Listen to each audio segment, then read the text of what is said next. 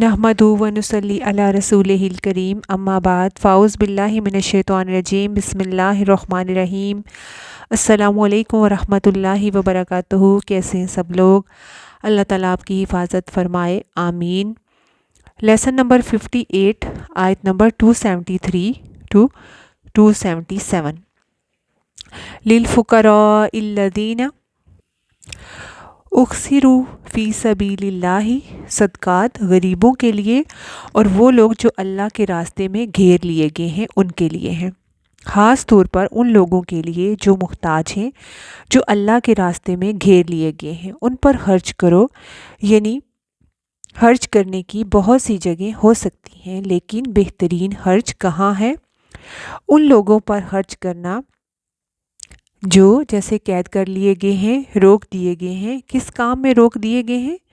फ़ी सबीलिल्लाह, अल्लाह के काम में। यानी जो अल्लाह के काम में इतने मशगूल हो गए हैं कि क्या है, ला यस्ततीऊना दरबा फिल अर्दी, वो ज़मीन में सफ़र की इस्तात नहीं रखते, आ जा नहीं सकते अपने उस काम में मशगूलियत की वजह से, जिसकी मिसाल आप यूँ ले सकते हैं, अस्हाबे सुफ़ा थे। नबी सल्लल्लाहु अलैहि वसल्लम के ज़माने में ये करीबन 400 के करीब लोग थे जो मदीना में मस्जिद नबवी के पास ही रहते थे। ये पूरे अरब से मुख्तलिफ़ जगहों से अपने घर बार छोड़कर वहाँ रह रहे थे। जैसे कोई हॉस्टल होता है ना, अब दुनियावी हॉस्टल में तो हर तरह की सहूलियात होती हैं, लोग अपना खर्च करके ख़ुद भी जो है रह लेते हैं, मगर वो लोग सब काम काज छोड़कर क्या सिर्फ़ जो है वो मुसलसल इल्म हासिल कर रहे थे। या जब कभी नबी सल्लल्लाहु अलैहि वसल्लम को जंग में जाना होता तो इन लोगों को अपने साथ ले जाते, जब उन्हें वहाँ ले जाने की ज़रूरत होती, क्योंकि उस वक्त जंग के लिए अलग से फ़ौज तो ना थी। तो जब इंसानों की ज़रूरत पड़ती तो इन्हें भी साथ ले जाते। तो ऐसे लोग, चूँकि उन्हें मालूम था कि नबी सल्लल्लाहु अलैहि वसल्लम से इल्म हासिल करके इसे आगे पहुँचाना है, और दूसरा ये भी कि मदीना में भी जो लोग थे वो भी इल्म सीखते थे, मगर बाज़ औक़ात बड़े बड़े सहाबा अपनी दूसरी मसरूफ़ियात की वजह से मुस्तकिल तौर पर इल्म नहीं हासिल कर सकते थे। यही वजह है कि आप देखें, हज़रत अबू बकर सदीक़ रज़ियल्लाहु तआला अन्हो, उनके अपने बड़े कारनामे और नेकियां हैं, लेकिन सबसे ज़्यादा वो आप सल्लल्लाहु अलैहि वसल्लम के अगरचे साथ रहे हैं, आगाज़ से आखिर तक आपके साथ रहे, लेकिन इसके बावजूद उनके अपने कामकाज तिजारत की वजह से इल्म का लेना और जो आगे पहुंचाना था वो उसमें उनका उतना हिस्सा नहीं जितना देखें हज़रत अबू हुरैरा रज़ियल्लाहु तआला अन्हु का है। हालांकि हज़रत अबू हुरैरा रज़ियल्लाहु तआला अन्हु जो थे वो बहुत बाद में इस्लाम लाए, लेकिन जब वो इस्लाम लाए और आकर आपके पास अस्हाबे सुफ़ा में शामिल हुए तो बाज़ औक़ात वो इतने मशगूल होते थे कि खाना ना खाने की वजह से, भूख की वजह से वो बेहोश हो जाते थे। आप सल्लल्लाहु अलैहि वसल्लम उनको हलाया करते थे, उनको कोई दूसरा काम ही ना था। यही वजह है कि उन्होंने, हज़रत अबू हुरैरा रज़ियल्लाहु तआला अन्हु ने 5000 अहादीस ज़ुबानी याद की और फिर उनको आगे पहुंचाया। कोई उनसे इल्म हदीस हासिल करने में आगे नहीं बढ़ सका और आगे रवायत करने में भी। और ये जो उन्होंने इतना इल्म समेटा, ये किस कीमत पर था? हर चीज़ से किनारा कशी करके मुस्तकिल तौर पर बस एक ही काम, और वो ये कि बस इल्म को हासिल करना है। तो ये इल्म जो हम तक पहुंचा है ऐसे ना पहुंचता। और ये हज़रत अबू हुरैरा रज़ियल्लाहु तआला अन्हु ही सिर्फ ना थे, बल्कि और भी लोग थे जिनकी तादाद करीबन 300-400 बताई जाती है। अब इन लोगों पर ख़र्च कौन करता था? तो इन पर मदीना के काम करने वाले, तिजारत, खेती बाड़ी करने वाले लोग खर्च करते थे। तो मुसलमानों को इस बात की तलकीन की जा रही है कि अगर फ़ी सबीलिल्लाह तुमको माल खर्च करना है तो उन लोगों पर खर्च करो जो अल्लाह के रास्ते में घेरे हुए हैं, यानी अल्लाह की खातिर वो एक जगह पर बैठे हुए हैं, वो इल्म सीख रहे हैं। ला यस्ततीऊना दरबा फिल अर्दी, तो वो ज़मीन में सफ़र नहीं कर सकते कि अपनी तजारत के लिए, जॉब या काम काज के लिए वो निकलें, कमाएँ।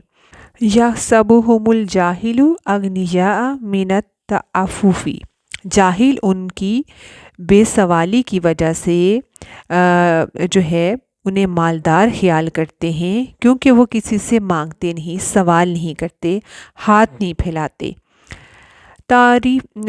تعریفہم بسیماہم، تم ان کو ان کے چہروں سے پہچان لو گے، تمہیں پتہ چل جائے گا ان کے چہروں پر بھوک کے اثرات اور ان کے جسم پر ان چیزوں کے اثرات دیکھ کر تمہیں سمجھ آ جائے گی کہ یہ ضرورت مند ہے، لیکن وہ جو ہے ہر ایک کو اس طرح سے نظر نہیں آئیں گے۔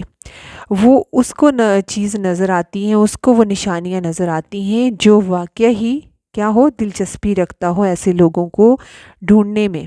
لا یسألون الناس الحافا، وہ لوگوں سے چمٹ کر سوال نہیں کرتے، کسی کے پیچھے نہیں پڑ جاتے کہ ضرور ان کی مدد کرو، وہ کسی کو تنگ کرنے والے نہیں۔ وما تنفقوا من خیر فإن اللہ بہ علیم، اور جو بھی تم خرچ کرو گے مال میں سے، بھلائی میں سے، تو بے شک ساتھ اس کے اللہ جاننے والا ہے۔ تو یہاں پر بنیادی طور پر ایک خاص گروہ پر خرچ کرنے کی بات کی جا رہی ہے جو عام فقراء، غریبوں، مسکینوں میں سے نہیں ہے۔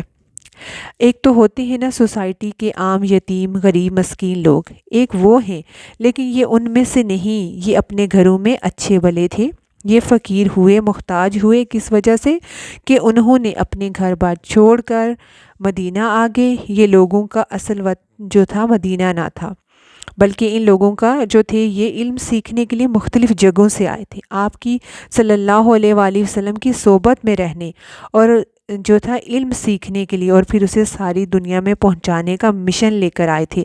اب ایسے لوگ اپنے کام کاج میں، کاروبار میں لگ جائیں تو دین کون سیکھتا؟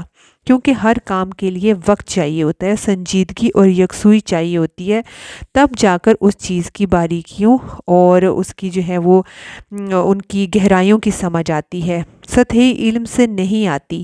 حکمت کی بات کے لیے ایک جو ہے نا عمر اور وقت لگانا پڑتا ہے، تب آتی ہے، اور یکسوئی اختیار کرنی پڑتی ہے۔ تو ایسے لوگ جو دین کے کام میں اتنی سنجیدگی سے جمے ہوئے ہوں، جس کے بارے میں سورۃ حشر میں بھی آتا ہے کہ وہ مہاجر فقراء جو اپنے گھروں اور مالوں سے نکال دیے گئے اور وہ مدینہ آ گئے، تو ان کو تم پہچان لو گے اور ان کے اوپر تم خرچ کرو گے، تو وہ بھی فی سبیل اللہ ہے اور بہترین خرچ کرنا ہے، لیکن یہ کہ تمہیں جو ہے ان کی پہچان کرنی ہوگی، لیکن تھوڑی سی مشکل ہوگی۔ وہ عام لوگوں کی طرح تم سے سوال نہیں کریں گے، تم سے مانگیں گے نہیں، تمہیں انہیں خود تلاش کرنا ہوگا، پہچاننا ہوگا۔ پیچھے بات ہوئی تھی نا بلند مقاصد پر خرچ کرنے کی، تو یہاں پر وہ جگہ بتا دی گئی کہ ایسے جو اپنی معاشی کمزوری کی وجہ سے قابل توجہ نہ ہوں، لوگ ان کو اہمیت نہ دیتے ہوں، وہ خود لوگوں سے مانگنے والے نہ ہوں، تو تم خود انہیں دیکھ کر، ڈھونڈ کر ان پر خرچ کرو، اس لیے کہ پیشہ ور گداگروں کی بجائے مہاجرین، دین کا علم حاصل کرنے والے طلباء، علماء اور سفید پوش ضرورت مندوں کا پتہ چلا کر ان پر خرچ کیا جائے، اور ان کی مدد کریں جو سوال کرنے سے گریز کرتے ہیں، کیونکہ ہاتھ پھیلانا انسان کی عزت نفس اور خودداری کے خلاف بھی ہے۔ تو لہٰذا ایسے لوگ جو خود نہیں مانگتے اور بہترین کام میں مصروف ہیں، ان پر خرچ کرنا بہترین بلند مقاصد کے اوپر خرچ کرنا ہے۔ الذین ينفقون اموالهم باللیل والنہار سرا وعلانیہ، وہ لوگ جو خرچ کرتے ہیں اپنے مالوں کو رات کو اور دن میں، اور چھپا کر اور ظاہر کر کے، فلہم اجرہم عند ربہم، ان کا اجر ان کے رب کے پاس محفوظ ہے۔ اب یہاں ساری انفاق کی آیات کا اختتام ہو رہا ہے، اب یہاں پہ جو ہے انفاق کی آیات کا اختتام ہو رہا ہے، اور اختتام پر ایک خلاصہ کر دیا گیا ہے۔ آغاز کہاں سے ہوا تھا؟ یا ایھا الذین آمنوا انفقوا، اے ایمان والو خرچ کرو، اور اس کے بعد ساری وضاحت کر دی گئی، سب طریقہ بتا دیا گیا کہ کب کرو گے، کیسے کرو گے، کہاں کس پر کرو گے، کہاں نہ کرو گے۔ اور اب اس آیت میں کہا کہ وہ لوگ جو اپنے مال خرچ کرنے میں، یعنی جنہیں سمجھ آ گئی ہے، تو وہ نہ دن دیکھتے ہیں نہ رات دیکھتے ہیں، اور خفیہ صدقہ دیکھتے ہیں نہ ظاہر دیکھتے ہیں، ان کو بس جو موقع ملتا ہے، جیسا بھی ملتا ہے، وہ کرتے ہی چلے جاتے ہیں۔ تو وہ جن کو اللہ نے دیا ہو ان کی ذمہ داری بنتی ہے کہ جو احکامات اللہ نے پیچھے ایمان والوں کو خرچ کرنے کے بارے میں دیے ہیں وہ پورے کریں، اور کس طرح عمل کریں کہ نہ رات دیکھیں اور نہ دن کی کوئی رکاوٹ دیکھیں، کہ اگر کسی کو رات کو ضرورت ہے تو رات ہی کو پورا کر دیں۔ تو جو بھی چھپا کے ظاہر کر کے خالص نیت سے اللہ کے لیے عمل کرے گا تو وہ اس کا اجر اللہ سے پائے گا۔ تو اللہ کے پاس جو چیز چلی گئی وہ کتنی محفوظ ہے، اور پھر نتیجہ کیا ہوگا؟ وَلَا خَوْفٌ عَلَيْهِمْ وَلَا هُمْ يَحْزَنُونَ، اور نہ ان پر کوئی خوف ہوگا اور نہ وہ غمگین ہوں گے۔ تو دو چیزوں سے نجات، خوف اور غم سے بے فکر، مطمئن، پرسکون، اور یہ ہیں اصل خوشحال لوگ۔ لوگ سمجھتے ہیں کہ مال جمع کر کے خوشحالی آتی ہے، لیکن یہاں کیا بتا دیا گیا کہ خوشحالی مال خرچ کر کے آتی ہے، دینے سے آتی ہے، اور جو دیتا ہے وہ اللہ کو دیتا ہے، اور جب اللہ لٹائے گا تو اس کے مقابلے میں تو کوئی دے ہی نہیں سکتا جتنا وہ دے گا، اور دنیا میں بھی جو اجر ملے گا مگر آخرت میں کئی گنا، اور پھر اس دن نہ وہ خوف زدہ ہوں گے اور نہ غمگین، جو کہ سب سے بڑا اجر ہے، کیونکہ فیصلے کے دن، قیامت کے دن بہت خوف اور ڈر اور غم کا دن ہے، اور اس دن جو لوگ اللہ کی راہ میں خرچ کرنے والے ہیں ان پہ سے اللہ کی رحمت کا سایہ ہوگا، اور وہ غمگین نہ ہوں گے اور خوف زدہ نہ ہوں گے۔ اور پھر اگلی ہماری مزید آیات آ رہی ہیں، اگلی جو آیات ہیں سود سے متعلق ہیں۔ پیچھے ہم نے دیکھیں خرچ اور صدقات سے متعلق آیات پڑھی، اور اب مزید جو ہے وہ سود کیا ہے کہ اگر دیکھیں کسی ضرورت مند کی مدد بھی کرو تو اس سے منافع بھی لو۔ اللہ کا دیا ہوا مال جس میں دوسروں کا بھی حق ہے، ہم سے دلوایا اللہ نے کہ تم دو، وہ دین کہاں یہ گوارا کرے گا کہ اگر تم کسی کی مدد میں صدقے کے طور پر مدد نہیں کر سکتے تو بطور قرض مدد کرو، تو پھر اس قرض پر مزید نفع بھی سمیٹو۔ یہ دو الگ چیزیں ہیں۔ سود کسی طرح بھی اسلام کے مزاج سے موافقت نہیں رکھتا، تو جو ہمارے دین کا مزاج ہے اس میں سود کہیں فٹ نہیں ہوتا، اسی لیے مالی معاملات کے اختتام پر سود کی بات کی گئی تو فرمایا الذین یأکلون الربا لا یقومون الا کما یقوم الذی یتخبطہ الشیطان من المس، وہ لوگ جو سود کھاتے ہیں نہ کھڑے ہوں گے مگر اس طرح جس طرح کھڑا ہوتا ہے جسے شیطان چھو کر خپتی دیوانہ بنا دے۔ اس آیت میں سود کی حرمت بیان کی گئی ہے۔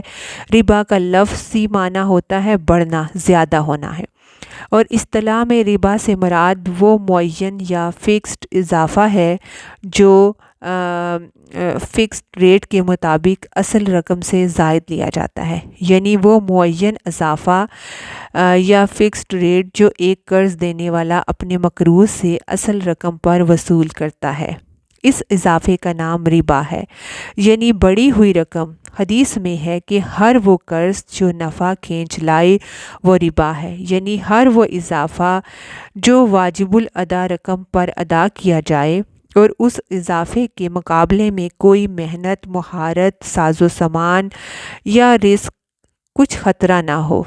دیکھیں، کرائے پر دی جانے والی چیز پر نفع حاصل کرنا یا کرایہ وصول کرنا ربا نہیں ہوتا، کیونکہ اس میں رزق موجود ہے، اس میں صرف مال موجود نہیں ہوتا، چیزیں بھی موجود ہوتی ہیں، اس چیز کو استعمال کیا جاتا ہے اور اس کو نقصان بھی پہنچ سکتا ہے، جبکہ ربا میں نقصان کا اندیشہ نہیں ہوتا اور صرف مال اور روپے پر ہی اضافہ ہوتا ہے۔ اور یہاں پہلے ربا کی حرمت پر ذہن کو تیار کیا گیا، اور قیامت کے دن ربا کھانے یا لینے والے کی جو حالت ہوگی اس کی طرف اشارہ کیا گیا کہ وہ ایک ایسا مجنون یا جنون زدہ شخص ہوگا کہ جو ایک دیوانگی کی حالت میں اٹھے گا۔ اس کے علاوہ احادیث سے بھی ربا کی حرمت کے بارے میں بہت سی چیزیں ہمیں معلوم ہوتی ہیں۔ مثلا ایک حدیث میں آتا ہے کہ 7 مہلک چیزوں سے بچو، ان میں شرک کرنا، جادو کرنا، ناحق قتل کرنا، سود کھانا، یتیم کا مال کھانا، جہاد کے وقت میدان سے بھاگنا اور پاک دامن عورت پر تہمت لگانا۔ یہ 7 کام ایسے ہیں جو انسان کی ہلاکت کے سبب بنیں گے۔ آپ صلی اللہ علیہ وآلہ وسلم نے معراج کے موقع پر کچھ لوگوں کو انتہائی تکلیف دہ حالت میں دیکھا۔ فرمایا، معراج کی رات میرا گزر ایک قوم پر ہوا جن کے پیٹ جو تھے وہ گھڑوں کی مانند تھے، جن میں سانپ بھرے ہوئے تھے جو باہر نظر آ رہے تھے۔ تو میں نے کہا جبریل علیہ السلام سے، یہ کون لوگ ہیں؟ تو جبریل نے کہا، یہ سود خور ہیں۔ آپ صلی اللہ علیہ وآلہ وسلم نے یہ بھی فرمایا کہ سود کے گناہ کے 70 حصے ہیں، یعنی سود کا گناہ ایک گناہ نہیں ہے، اگر اسے 70 حصوں میں جو ہے وہ بانٹا جائے تو معمولی حصہ یہ ہے کہ کوئی شخص اپنی ماں سے زنا کرے، اسے اس گناہ کا ایک حصہ ہے، یعنی اس کا ایک حصہ اتنا بڑا گناہ ہے، یعنی یہ بڑے بڑے کبیرہ گناہوں میں سے ایک کبیرہ گناہ ہے۔ تو جیسے کہ احادیث اور اس آیت کے آخر میں بھی ہمیں پتہ چلتا ہے کہ ایسا شخص جنت میں نہ جا سکے گا۔ تو ایسا کیوں ہوتا ہے؟ ذالک بأنہم قالوا انما البیع مثل الربا، یہ اس لیے کہ وہ کہتے تھے کہ تجارت بھی سود کی طرح ہے، یعنی دونوں کو وہ برابر قرار دیتے ہیں، حالانکہ دونوں میں بڑا فرق ہے۔ وَأَحَلَّ اللَّهُ الْبَيْعَ وَحَرَّمَ الرِّبَا، اور اللہ نے تجارت کو حلال اور سود کو حرام قرار دیا ہے۔ اور سود کی حرمت میں قرآن میں 7 آیات ہیں، 40 احادیث ہیں، اور اجماع امت سے بھی اس کی حرمت ثابت ہے، یعنی کسی شک و شبہ میں جانے کی گنجائش نہیں۔ اور جس کے بارے میں قرآن میں واضح آیات موجود ہوں، حرم الربا کہ ربا حرام ہے، تو اس پر پھر کسی بھی طریقے سے حلال اسے کیا ہی نہیں جا سکتا۔ حضرت عمر رضی اللہ تعالیٰ عنہ کہتے ہیں کہ آخری چیز جو آپ صلی اللہ علیہ وآلہ وسلم پر نازل ہوئی وہ ربا کی آیت ہے، لہٰذا تم سود کو چھوڑ دو اور اس چیز کو بھی چھوڑ دو جس میں سود کا شبہ بھی ہو۔ اور یہ جو اللہ نے فرمایا کہ سود حرام اور تجارت حلال ہے، تو دونوں میں جو ہے وہ بڑا فرق ہے۔ تو کچھ دیکھتے ہیں، جیسے کہ دیکھیں فرق کیا ہے۔ پہلی بات تو یہ کہ تجارت میں انسان کی محنت لگتی ہے اور پیسہ بھی لگتا ہے، سود میں صرف سرمایہ لگتا ہے، محنت نہیں لگتی۔ تجارت میں ذہانت اور وقت کا استعمال ہوتا ہے، سود میں آپ صرف سرمایہ یا پیسہ دے کر آپ فارغ ہو جاتے ہیں، کسی ذہانت، وقت یا دماغ کو لڑانے کی ضرورت نہیں۔ تجارت میں انسان رسک لیتا ہے، نقصان کا اندیشہ ہوتا ہے، سود میں نقصان کا رسک یا اندیشہ نہیں ہوتا۔ تجارت میں منافع کی مقدار مقرر یعنی فکس نہیں ہوتی، جبکہ سود میں منافع فکس ہوتا ہے۔ یہ بہت بڑا فرق ہوتا ہے۔ تجارت میں چیز دے کر قیمت لے لی جاتی ہے، بات ختم ہو جاتی ہے، مگر سود میں معاملہ ختم نہیں ہوتا بلکہ چلتا رہتا ہے، منافع ملتا رہتا ہے، یعنی تاجر ایک بار منافع لیتا ہے اور سود خور جو ہے وہ بار بار منافع لیتا ہے۔ یہ بھی بہت بڑا فرق ہے۔ تجارت میں آپ جتنی چیز لیتے ہیں اتنی ہی قیمت دیتے ہیں، لیکن سود میں مسلسل اضافے کے ساتھ پیسے واپس ملتے ہیں۔ تجارت حلال کام ہے اور اس میں باہم رضامندی بھی شامل ہوتی ہے، لیکن سود میں رضامندی نہیں مجبوری ہوتی ہے۔ تجارت میں نفع بھی کم بھی ہو سکتا ہے اور زیادہ بھی ہو سکتا ہے، اور نفع جو ہے وہ محنت سے حاصل ہوتا ہے، سود کم ہو یا زیادہ محنت سے نہیں ملتا ہے۔ پھر یہ کہ تجارت ایک تعمیری کام ہے، قوم کے اندر کام کرنے کی اور محنت کرنے کا شوق پیدا ہوتا ہے۔ تجارت معاشرے کو متحرک کرتی ہے، جبکہ سود میں جو ہے وہ اکنامک ایکٹیویٹی نہیں ہوتی، بلکہ پیسہ ایک طرف جو ہے وہ جمع ہونے لگتا ہے اور ایک خاص سرمایہ دار طبقے کی طرف پیسہ سمٹنے لگتا ہے۔ سود پیسے والوں کے پیسے میں اضافہ کرتا ہے۔ تجارت میں بہت سے لوگوں کو کام ملتا ہے، جیسے اگر کوئی انڈسٹری بھی لگتی ہے تو بہت سے لوگوں کو کام ملتا ہے، اور اگر سود میں آپ ایک جگہ پیسہ انویسٹ کر کے فارغ ہو جائیں تو آپ کے آس پاس والوں کو تو کوئی کام نہیں ملے گا۔ تو ان تمام وجوہات کی بنا پر اللہ نے سود کو حرام اور تجارت کو حلال قرار دیا۔ تو پھر یہ بھی ساتھ میں فرما دیا، تو فرمایا فَمَن جَاءَهُ مَوْعِظَةٌ مِّن رَّبِّهِ فَانتَهَىٰ فَلَهُ مَا سَلَفَ، تو جس کے پاس نصیحت آ گئی اور وہ رک گیا تو پیچھے جو ہو گیا سو ہو گیا، جو پہلے وہ لے چکا سو لے چکا۔ وَأَمْرُهُ إِلَى اللَّهِ، تو اس کا معاملہ اللہ کے ذمہ ہے، یعنی وہ چاہے تو معاف کر دے، چاہے تو پکڑے، جو بھی کرے وہ اللہ ہی جانتا ہے۔ وَمَنْ عَادَ فَأُولَٰئِكَ أَصْحَابُ النَّارِ هُمْ فِيهَا خَالِدُونَ، اور جس نے پھر بھی کیا تو وہ جہنمی ہے اور وہ ہمیشہ اس میں رہیں گی۔ اور جو حکم آنے کے بعد، اللہ کے منع کرنے کے بعد پھر بھی سود لے گا تو کیا ہے، وہ جہنم میں جائے گا اور ہمیشہ وہی رہے گا، کیونکہ اللہ نے سود کو حرام قرار دیا ہے۔ اور پھر فرمایا یمحق اللہ الربا ویربی الصدقات، اللہ سود کو مٹاتا ہے اور صدقات کو بڑھاتا ہے۔ اس سے پتہ چلتا ہے کہ ہمارا دین قائم ہے کس بات پر؟ باہمی ہمدردی اور خیر خواہی پر ہے۔ ہمارا دین خیر خواہی کا نام ہے، دوسروں کی بھلائی چاہنے کا نام ہے، جس میں بندوں کے باہمی حقوق کی پہچان بتائی گئی ہے۔ امت مسلمہ کو ایک جسم سے تشبیہ دی گئی کہ اگر جسم کا ایک حصہ تکلیف میں ہو یا بیمار ہو تو باقی حصے اس سے بھی متاثر ہوتے ہیں، وہ بھی تکلیف کو محسوس کرتے ہیں، تو سارے اس کا تکلیف میں ساتھ دیتے ہیں۔ تو سود کا نظام انسانوں کے اندر خود غرضی پیدا کرتا ہے، وہ دوسروں کے دکھ درد میں کام آنے کی بجائے ان کے درد سے فائدہ اٹھاتے ہیں۔ اس لیے اللہ ربا کو ختم کر دیتا ہے اور صدقات کو بڑھاتا ہے، اور دونوں جو ہیں وہ ایک دوسرے کے یہ اپوزٹ ہیں۔ آپ دیکھیں کہ صدقہ دینے سے کیا ہوتا ہے، آپ بغیر کسی معاوضے کے اپنا مال کسی اور کو دے رہے ہیں اللہ کی رضامندی کی خاطر، اور سود میں بغیر کسی معاوضے کے آپ دوسرے کا مال ہتھیا رہے ہیں۔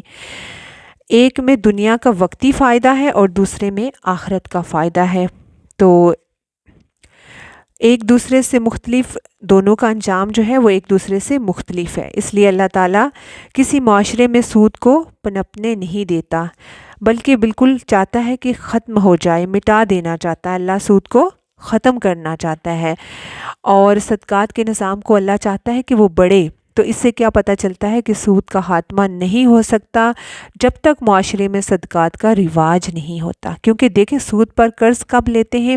جب کوئی ضرورت مند ہوتا ہے، ایک شخص ضرورت مند ہے، اور عام طور پر ضرورتیں افراد کی کیا ہوتی ہیں؟ کسی کو بیماری کے علاج کے لیے، کسی کو تعلیم کے لیے، اور کسی کو گھر بنانے کے لیے، کسی کو کاروبار کے لیے پیسہ چاہیے ہوتا ہے۔ تو ایسی تمام انسانی ضرورتیں ہیں، تو اس میں انسان کو روپے پیسے کی ضرورت ہوتی ہے۔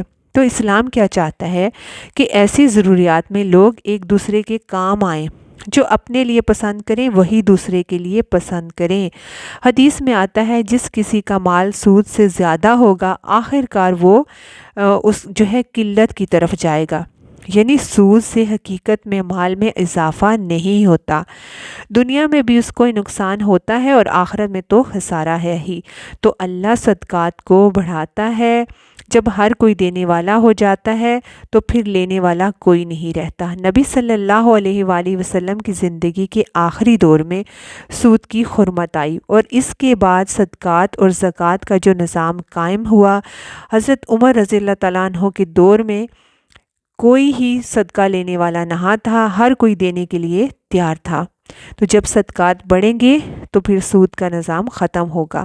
واللہ لا یحب کل کفار اثیم، اور اللہ نہیں دوست رکھتا گنہگار ناشکرے کو، کیونکہ ربا ظلم کو جنم دیتا ہے اور صدقہ احسان کو، اور احسان سے پھر انسان کے اندر دوسروں کے لیے قدردانی اور نیکی کے جذبات پیدا ہوتے ہیں، جبکہ اس کے برعکس سود سے خود غرضی کے جذبات پیدا ہوتے ہیں۔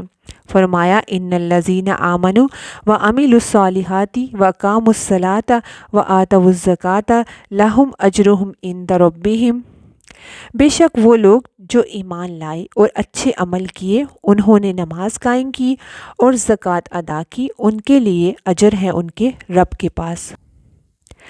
ولا خوف علیہم ولا ہم یحزنون، اور ان پر کوئی خوف نہ ہوگا نہ وہ غمگین ہوں گے۔ تو اس سے پتہ چلتا ہے کہ ایک مال میں سود کے ذریعے اضافہ انسان کے اعمال کو درست نہیں کر سکتا، دوسرا اس کے غم اور خوف سے نجات کا ذریعہ نہیں بن سکتا۔ بڑی اہم بات یہ ہے کہ عموماً انسان سود کیوں لیتا ہے؟ مال سے مال کیوں بڑھانا چاہتا ہے؟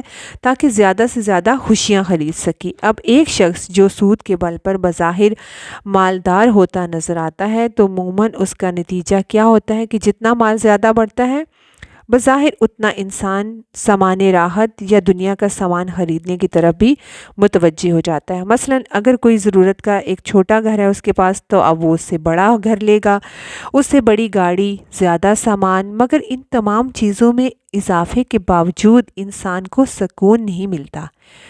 ایک ہے سامان راحت اور ایک ہے راحت، یہ دو الگ چیزیں ہیں۔ ضروری نہیں کہ جس کے پاس سامان راحت یا آرام کا سامان زیادہ ہے وہ آرام سے سکون سے بھی ہو، اور ہو سکتا ہے کہ کوئی جھونپڑی میں ہو، وہ زیادہ اچھی نیند سوتا ہو بغیر بستر کے، بغیر سامان راحت کے۔ ان لوگوں کی نسبت جن کے پاس مہنگے بیڈ اور سامان راحت ہے۔ بعض رپورٹس میں یہاں تک آتا ہے کہ ترقی یافتہ ممالک کے 75% لوگ سکون سے سو نہیں سکتے، انہیں سلیپنگ پلز چاہیے سونے کے لیے۔ اس کے برعکس جہاں لوگوں کے پاس سامان زندگی اتنی سہولتیں نہیں، وہ نسبتاً سکون کے اعتبار سے بہتر حالت میں ہیں، کیونکہ سود کا لین دین معاشرے میں ایک خود غرضی، بے اعتمادی اور بے چینی کے اثرات اپنے اندر لیے رکھتا ہے۔ اور اس میں آپ دیکھیں گے کہ بھلے آپ کو گاڑی کے لیے لون لے رہے ہیں، اس کی قسطیں آپ کو دینی ہیں یا گھر کی قسطیں دینی ہیں، تو انسان جو کچھ کماتا ہے اس کمائی میں اس کو چین نہیں ملتا، ہر وقت ایک خوف، ٹینشن اور قسطیں، نہ دو تو مصیبت کہ وہ چیز بھی پھر واپس کرنی ہوگی، تو وہ خوف انسان کو سکون نہیں لینے دیتی۔ تو یہاں یہ بتایا گیا کہ جس کو خوف اور غم سے نجات پانی ہے اس کا راستہ دنیاوی مال میں اضافہ نہیں، سود لینا نہیں، بلکہ سکون جو ہے اور خوف سے نجات کا ذریعہ کیا ہے کہ صدقات کا دینا۔ اور یہ حقیقت ہے کہ آپ کتنے اچھے گھر گاڑی میں ہوں، اگر آپ کے ذہن میں ہر وقت ادائیگیوں کا خوف ہو تو آپ سکون نہیں لے پائیں گے۔ تو بہرحال سود کا خواہ لینا یا دینا ہو، دونوں ہی میں جو ہے اس میں شامل ہو جاتے ہیں۔ اس کا واضح طور پر یہ حدیث میں آتا ہے کہ لینے اور دینے والے دونوں شریک ہیں۔ حضرت جابر رضی اللہ تعالیٰ عنہ سے روایت ہے، نبی صلی اللہ علیہ وآلہ وسلم نے فرمایا، سود کھانے والے پر، سود دینے والے پر اور گواہوں پر لعنت فرمائی ہے، اور فرمایا وہ سب برابر ہیں۔ تو وہ لوگ جو ایمان لائے اور جو نیکی کا کام کرتے ہیں اور نماز قائم کرتے ہیں اور زکوٰۃ دیتے ہیں، یعنی دینے والے ہیں، اور اس میں آپ دیکھیں ایک تو ایمان ہے، دوسرے نیکیوں کی طرف رغبت، اور تیسرے نمازوں کی پابندی، اور چوتھے زکوٰۃ کی ادائیگی، دینا۔